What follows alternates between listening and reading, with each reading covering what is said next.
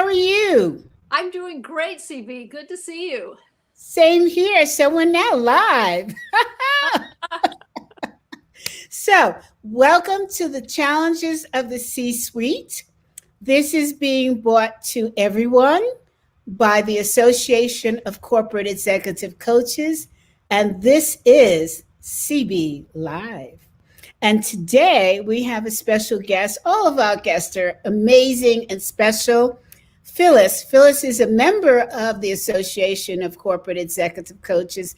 She's a new member to our professional family, and she's already made such a difference.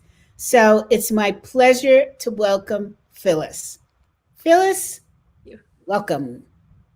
Thanks so much, CV. Great. So, Phyllis, what I'd like for you to do is to tell us a little bit about yourself, and then I'll start to ask you wonderful questions.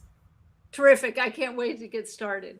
My background is rather interesting career web of finance, strategic planning, time as a regulatory lobbyist, and then as an HR executive. So bringing together a lot of different skills around influence strategies and collaboration that help organizations move forward.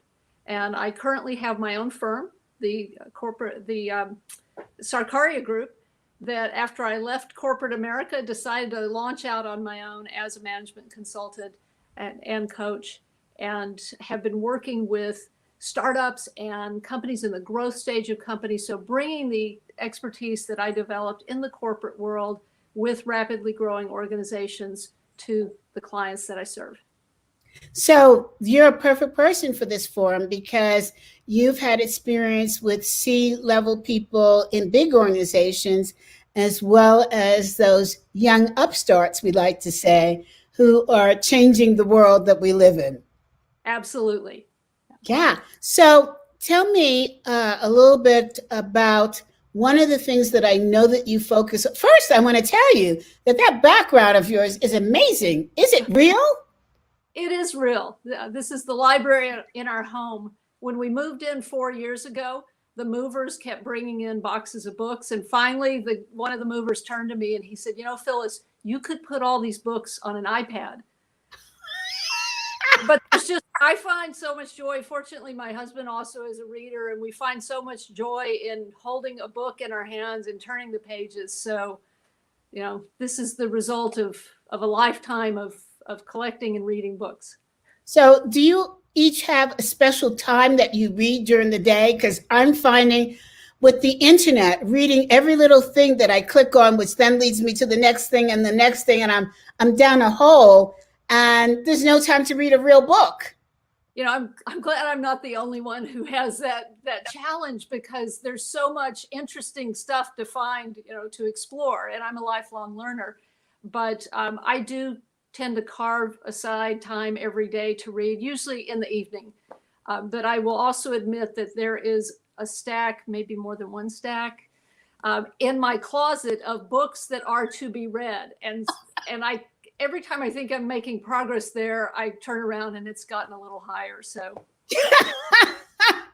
well, I have been put on book lockdown. I am told by my husband, don't you order one more book until you've read all of these books.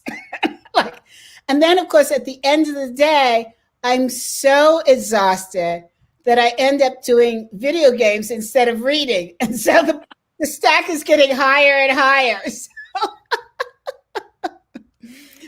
So listen, Phyllis, tell us about your focus area. First of all, I want to say to you, the fact that you've been in energy, government, medical diagnostic, and finance, that's quite a combination of industry knowledge. It has been really interesting. And sometimes people will say, well, can you not hold a job? But I like to see how the skills have actually built on each other, and they are very complementary. And this comes through in the work that I do with my clients, because a lot of the clients that I tend to gravitate toward, or maybe who gravitate toward me, are around transition acceleration. And so this is kind of going beyond the 30, 60, 90-day plan, because that's process and strategy. And certainly I can help people with that. But it's really getting to behaviorally what is going to help you elevate, quickly get up the learning curve and be productive more rapidly, in a new environment. Because we can't always assume the things that have worked in the past are going to work in a new environment or a higher level role. And also I've been working a bit with teams around communication and leadership of teams to get better and more productive results. And so both of those things, actually, you can see pull a lot from communication, collaboration, developing self-awareness, those types of things that become so important to being able to accelerate and be productive quickly. There's two great books on this subject. One is The First 90 Days, and the other is Marshall Goldsmith's Triggers, which both talk to the fact that we can't use the skills that got us where we are to get us where we're going. Absolutely. And both, interestingly enough, are over here on the shelf. Okay. Just out of camera range.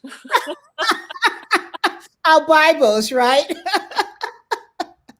Now, here's a question for you. Since you've had this wonderful breadth of knowledge across industries, do you find that there are like maybe 3 commonalities and issues that people in the C-suite have regardless of the industry?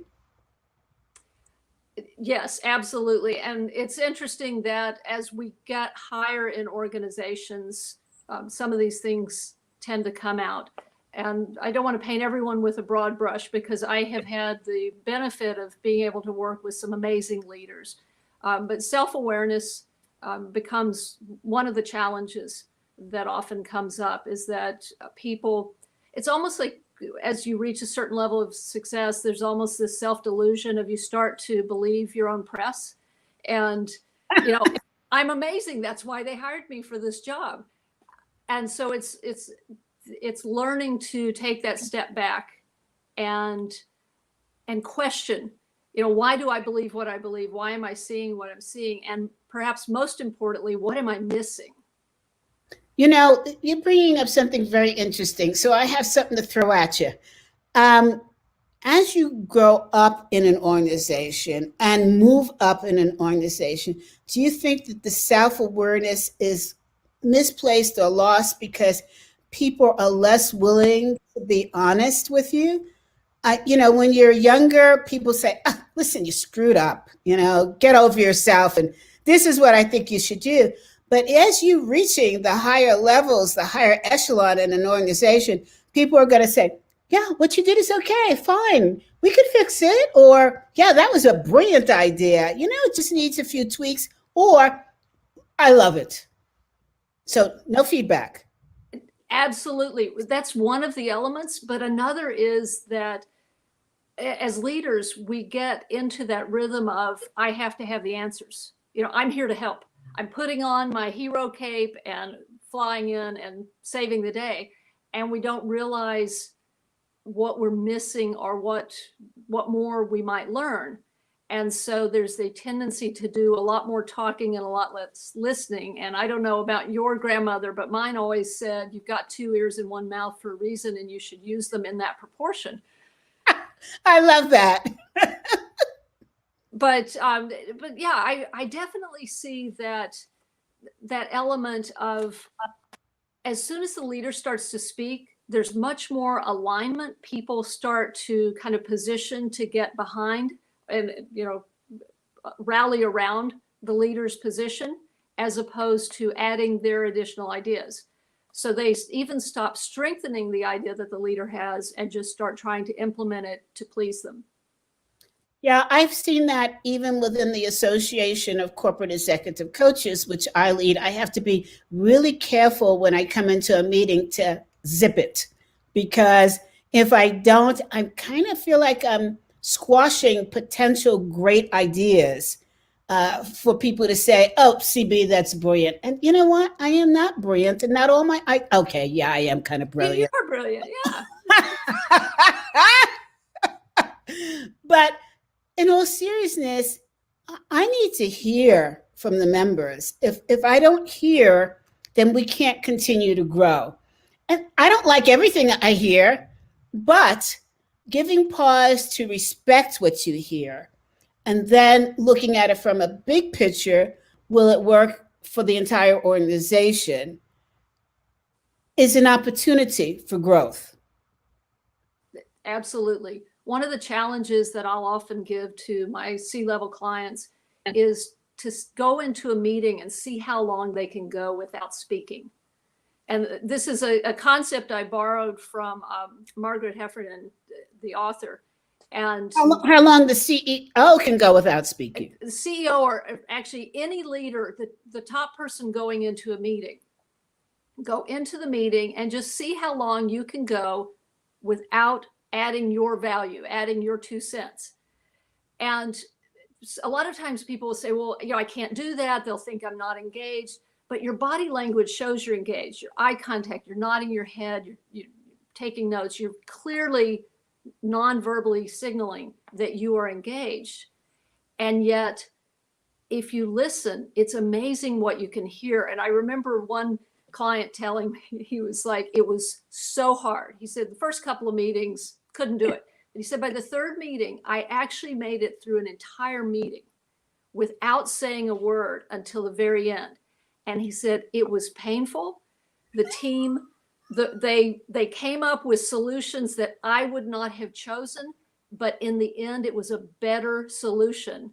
And they're excited about it, and they're being developed because of it. So he was jazzed that this really worked, even though it wasn't easy. And they own it. That old expression, they own it. So they're going to have energy and passion behind it. Right. Absolutely. And, I think what you said, something about being silent and worrying about whether or not people will think you're engaged. It occurred to me yesterday, I'm in Colorado, and I was out shopping with my mask on, my mask that said, just married. And I have to hand it to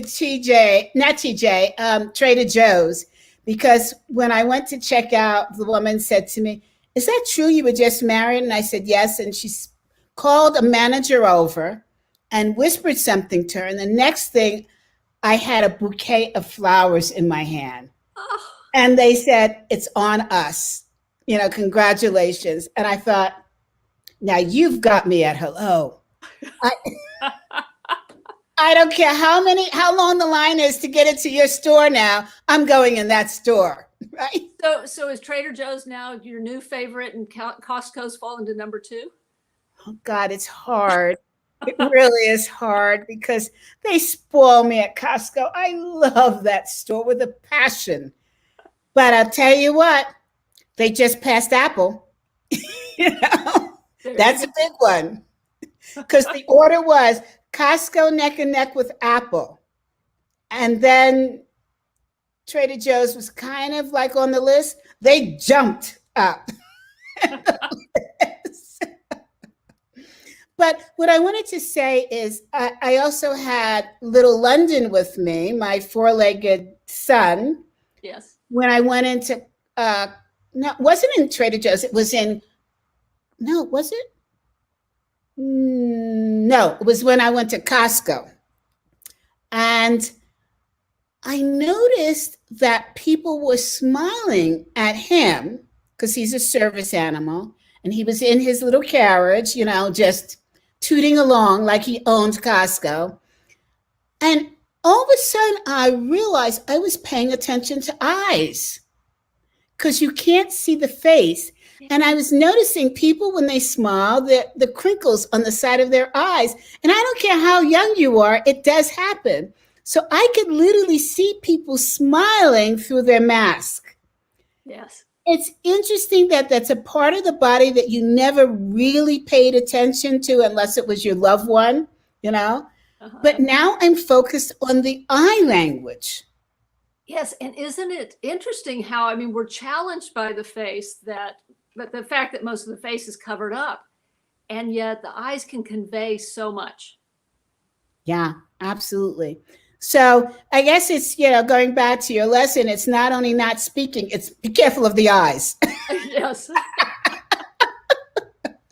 Now, I know that you were talking about the things that are in common for those in the C suite. So we talked about self awareness being an issue. What are the other two big issues that you see? So Or opportunities, as we like to say. yeah, let's think of them as opportunities. One challenge I see is that it takes time to build trust, and quite often leaders there's a certain assumption of trust because of level, title, but to really build trust with people, and more importantly, to convey that you trust them. In fact, I was talking with a senior leader recently who was actually dismayed that he had gotten feedback as part of a 360 that people did not believe he trusted them. And he was really upset about this because he did trust them. And so we really had to unpack his behavior around how he interacted with them, and asking those questions, sort of, what is it that you are doing that is conveying a lack of trust? And some of it was sort of jumping in, micromanagement type of behavior. But some of it was also that he would hear what they had to say and let them go, sort of go and do. But then when they came back with results, he would question it as if he felt they hadn't taken the right action. And he was trying to learn. So we had been talking about asking curious questions and open-ended questions and listening. And he was trying that, but the way in which he was doing it, he was asking more of the closed-ended, you agree this is a good idea, don't you, type of questions, than true questions that seek to learn and discover as opposed to prove a point. And would it have been helpful? That is so important. And wouldn't it have been helpful if he had made a qualifying statement first, like, you know what, I want to understand this, or I want to learn what's in your head so that I can support you, kind of thing? Would that have built trust, more trust? Yes, that is another way to take a step toward trusting relationships. It's stating your intention. Often we assume that people just understand. I don't know about you, I'm not a mind reader, but sometimes I think other people should be. And so I'm down the road on the conversation and I need to back up. And I find this is a very common issue with folks in the C-suite, is that they're very bright, they're very driven, they've thought things through, and often they're bringing other people in the middle of the conversation. And there is that need to back up a bit and explain, sort of, here's why I'm asking this, or here's my thought process. This is what I need from you, those types of things. Do you think that those at the top of the ladder automatically assume that they're trusted, or does trust not even enter the framework of thinking? From my work with clients, I think there's a lot of thought is given to trust. There may be an automatic assumption that because of my role, because of my experience, you're going to trust what I have to say. But what they're missing, I don't know if you're familiar with the trust equation, where it's credibility plus reliability plus intimacy divided by self-orientation equals trust. And most often at the senior level, people are focused on the reliability and credibility aspects of that. So give us that again so we can get it slowly now. Okay. It's T equals R plus C plus I divided by SO.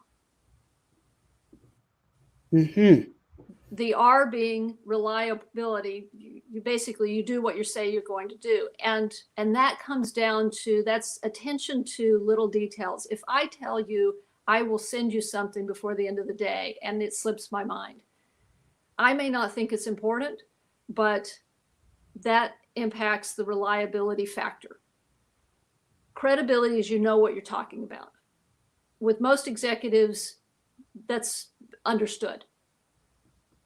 The I piece is very interesting to me, and I'll often, especially coming from a human resources background and part of my career, people say, well, intimacy in the workplace, I don't know, too much information. But the I piece is really, it's what are you doing that manifests respect and care for others? And so the opposite, often it's easier to understand something when you think about what demonstrates the lack of it. And the opposite of being respectful and caring is being all business. So that there isn't that sense of connection with people. And one positive thing about the experience we're going through right now with the pandemic is I find a lot of leaders are, whether they're going kicking and screaming or not, but they are responding relatively well to this idea of, I do need to check in with my people and see how they're doing. And I can see that the kids are running around in the background. And so now our employees are becoming more people to us than just work product. Mm-hmm. And the SO? And then the SO, the denominator, is self-orientation. The more something is about you, so that gets to motive. The more it's about you, the lower the trust level. And that is one that's very important, that when we don't explain our motives, where we're coming from, and people don't know us well. So this is really important, especially with people new to a leadership role, coming in as a new CEO, COO, someone who's been promoted, whatever it is. When you're in the process of building relationships and getting to know people, if they don't understand your motives, they will fill in the blanks, because it's human nature to do that. If we haven't clearly communicated, if people don't have the information they need, nature abhors a vacuum, and they will come up with stories to fill in those gaps. And the stories aren't necessarily the ones you want them to be telling. And so that's where transparency of communication, and I tend to over communicate, but I think it's very important to explain, as you were saying, I'm asking these questions because I'm curious about this for the following reasons, so that people can see why you're asking questions or why you're doing the types of things you're doing. So let's talk about this part, intimacy. Mm-hmm. In Myers-Briggs, in the research that has been done, it's said, which is a personality type of test, the research tells us that the most CEOs in the United States are introverts. Introverts don't do intimacy well.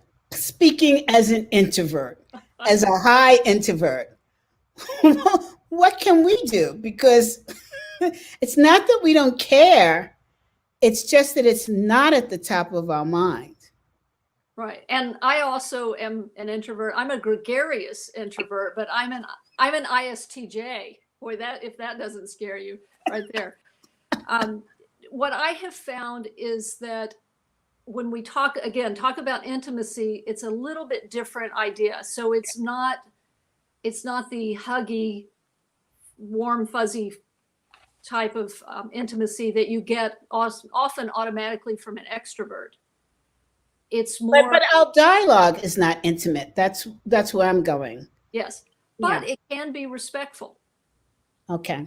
So how can you, even if you are not warm and fuzzy in your dialogue, or I am, how can we be more respectful? How can we show care and respect for people even when we're being more businesslike? Mm-hmm. Yeah. And keeping that in mind is often helpful for people to realize that is getting in the way of my connection with folks, of their ability to trust me and to feel trusted by me.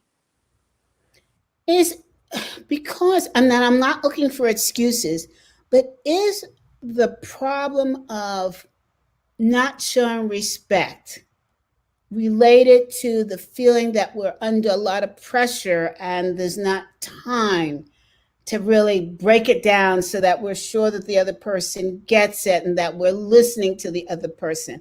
Is time affecting? And the higher you go in the organization, ironically, the less time you have, right? Yes.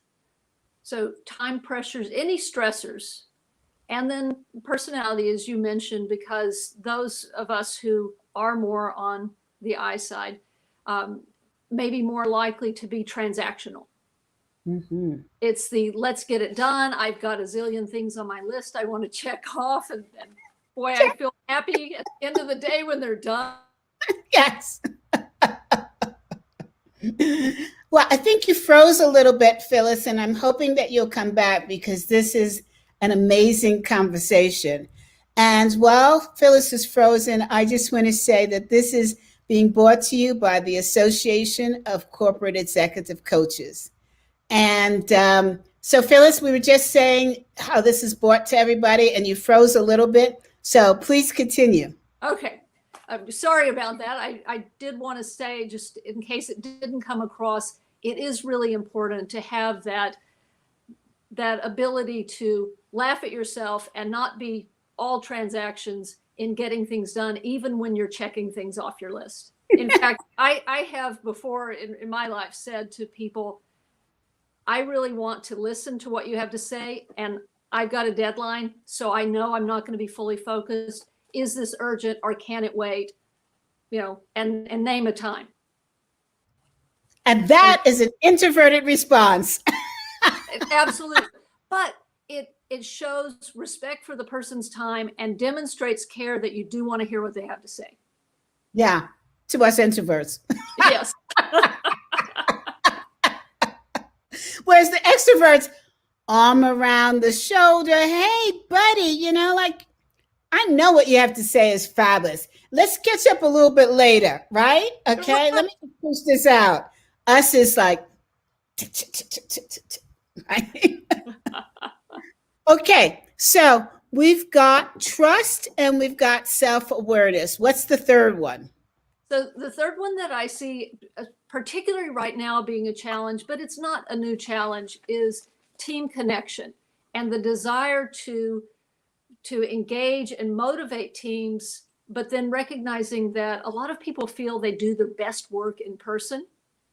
I mean, even those of us who are I's and who are perfectly happy to be alone, just working away, there is still that lack of connection that comes from not being in office together, only having meetings virtually, that type of thing. And so in order to create team connection, it does take intentionality and an increase in communication. And the C-suite folks I see who are doing this best are being very intentional about making time for more communication than they typically would have. And that might be a daily update. It could be an email. Some of the CEOs I know have actually made time for kind of random gatherings of lunch where they have 5 or 6 people and they have lunch together virtually and they just talk. Mm-hmm. So it's like a half hour. We're going to have it's like having a brown bag lunch together, but everyone's at home. I've also seen organizations that will purposefully say 1 week a month, we are not going to have any non-essential meetings. And that week is for the leaders to have one-on-ones with each person on their team and to have a team meeting and basically just being more intentional about checking in with everyone to see how things are going and if there are any recalibrations that need to occur. Because there's so much uncertainty right now, it's keeping the dialogue going is really important. Phyllis, I'm going to ask you a weird question. This question of dialogue and conversation, I always screwed it up with senior leaders. When we had a new CEO who came in who wanted to meet with each of the people to have a one-on-one conversation, it was just a horrible experience for me. I'm like, what? Okay. Do I tell the truth? Do I not tell the truth? Do I say this is a horrible organization? Or do I make them feel better? Or do I ask how to support them? What are some tips that senior leaders are expecting to hear when they go to the next level down to introduce themselves? Okay, so these would be tips for the next level in speaking Up the out. organization. Yeah. And would it be correct to say this is probably someone you don't have a relationship with? Absolutely. They're new to the organization. They want to connect with you. They want to find out what's going on in the organization firsthand. Mm-hmm. Well, one of the things that I find often works is to turn a lot of my work is around curious questions and the importance and the value benefit of curious questions. And so often I will find starting with some questions can be really helpful to understand what would be most helpful to you. You know, what would you like to hear from me? Now, you have to be prepared. They may really put you on the spot and say, I want to know what you like least about this organization. If you could, yes. What would it be? Am I only limited to one thing? I haven't been promoted in the last 6 months. That's a great answer, actually. I never thought to ask that kind of a question because it does lead you. It's kind of like when you're being interviewed and they say, tell me about yourself, and you start rattling on before you say, you know what, I've had a really interesting, productive, accomplished background. What area are you most interested in? So that you get more of a perspective of what they're looking for. And I see Phyllis is frozen again. And so let me just take this opportunity to talk to you about ACEC. It is an organization that focuses on master level coaches who are really wanting to be and have started on the path of being enterprise-wide business partners. So that just basically means that they connect with their clients more than just on a singular basis. They look at the entire organization and the goals of the organization. They look outside the organization for the competitive frame in order to best understand how to support their client. Now that Phyllis is back, let's jump back over to her. Phyllis, any closing words of wisdom for those in the C-suite? So I would say focus on communication, communication, communication. Absolutely vital. Share what you're thinking. Don't just keep it in your head. And ask lots of questions so that you can truly understand where people are coming from, what ideas they have, and don't just limit questions to others. Ask yourself occasionally, why do I believe what I believe? Why am I certain that's the right answer? Because it could lead you to look for more information. I love that. Ask yourself why you're certain it's the right answer. And the answer that comes back may surprise you. Absolutely. Like, this may not be the right answer. Phyllis, thank you so much. Are you on LinkedIn for people to reach out to you? I absolutely am. Very active on LinkedIn. Great, great. So everybody, don't all jump at Phyllis's LinkedIn profile. Are you also on Facebook and Twitter? I'm on Twitter, not as active, and I still refuse to be on Facebook, but maybe someday that will change. At one time, my dog had a Facebook account, but no more. My dog does too, but it hasn't been active. Because I got jealous. He got more tags and followers than I did. Well, he is very cute, so. What do you have? I have 2 Airedale Terriers. I have one that is 11 and a half, our grand lady of the house, and then I have a 5-month-old puppy. Oh, I'm so jealous. Those are big guys, though. They are. They're big, but they are a lot of fun. And they are cousins to mine. I have a Kieran Terrier. Okay. Yeah. So we know about the personality of the terrier. Oh my gosh, it's big. Yes, and high energy. Yeah, and very protective and very sensitive. Yeah, yeah. Phyllis, it's been such a pleasure. I hope that you'll come back and join us again to give us some more insights in terms of it. You know, I want to find out more about your authentic leadership. So let's plan for you to come back and talk about that. I would love to do that, CB. This has been a pleasure. Thanks for having me. My pleasure. So everyone, thank you for tuning in to the Challenges of the C-Suite. And this is CB Bowman live. Good luck to you. Bye now.